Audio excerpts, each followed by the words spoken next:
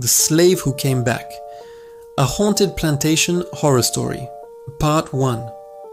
The plantation stood alone in the deep southern swamps, surrounded by crooked oak trees and hanging moss that swayed like ghostly fingers in the wind. Even in daylight, people avoided the place. But at night, the air changed. The old house creaked like something inside it was breathing. And sometimes, the lanterns lit themselves. This plantation once belonged to a cruel man named Master Elijah Whitmore. He ruled the land with fear. Every slave knew his name. Every slave feared his whip. But there was one man who feared nothing. His name was Josiah. Josiah had been brought to the plantation years before. A tall, quiet man with deep eyes and a calm voice.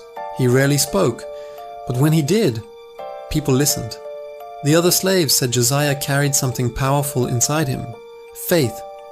Every night after the work is done, when the fields fell silent, Josiah would gather the others in secret near the old oak tree by the river. They would whisper prayers. Soft songs floated into the night air. Spirituals. Songs about freedom.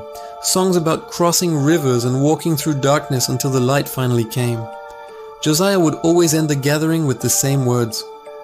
"Chains can hold the body," he said quietly, "but they cannot hold the spirit." The slaves believed him, but Master Whitmore hated him. He could feel it. Faith gave people hope, and hope was dangerous. Hope made slaves think about freedom.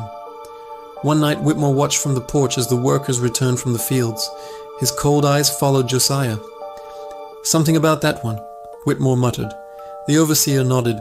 "He's filling their heads with dreams." Whitmore's jaw tightened. "Then we take the dreams away." A few nights later, under the pale moonlight, Josiah gathered the slaves again under the oak tree. But this time, something was different. Josiah's voice was quieter, more serious. "I had a dream," he told them. The others leaned closer. "In the dream, I walked through the woods, and something walked beside me." "An angel?" one woman whispered. Josiah slowly shook his head. "No." "What then?" He looked toward the plantation house. "Something that remembers."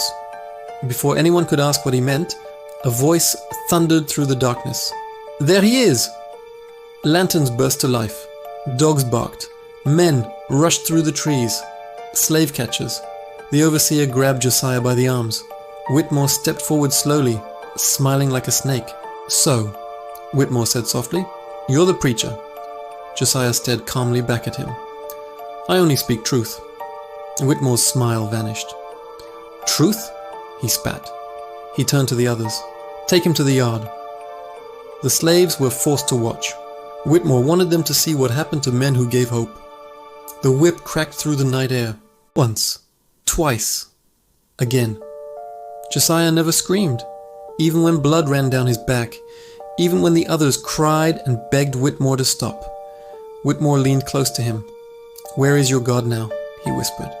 Josiah lifted his head slowly, and for the first time, Whitmore felt something he had never felt before.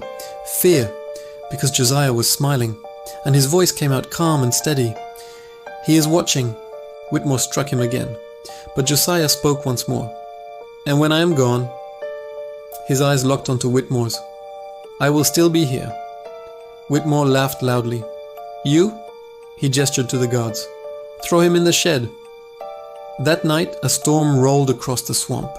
Thunder shook the plantation, lightning lit the sky, and somewhere in the darkness, Josiah died. But the storm did not stop. The wind screamed through the trees, doors slammed inside the big house, lanterns blew out, and Whitmore woke suddenly in his bed because he heard something. Footsteps, slow, heavy, walking across the wooden floor outside his bedroom. Whitmore grabbed his pistol. "Who's there?" he shouted. The footsteps stopped. Silence filled the hallway. Whitmore opened the door slowly. The corridor was empty, but at the end of the hall, he saw something.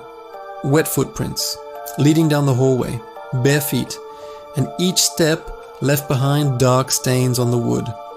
Blood. Whitmore's heart pounded. He followed the footprints slowly, step by step. They led down the stairs, across the main hall, and out the front door, into the storm. Whitmore stepped outside. Lightning flashed across the sky, and for a moment he saw a figure standing near the oak tree. Tall, Still, watching the house, Whitmore raised his pistol. "Who's there?" The lightning flashed again. The figure was gone, but the footprints were still there, leading toward the slave quarters.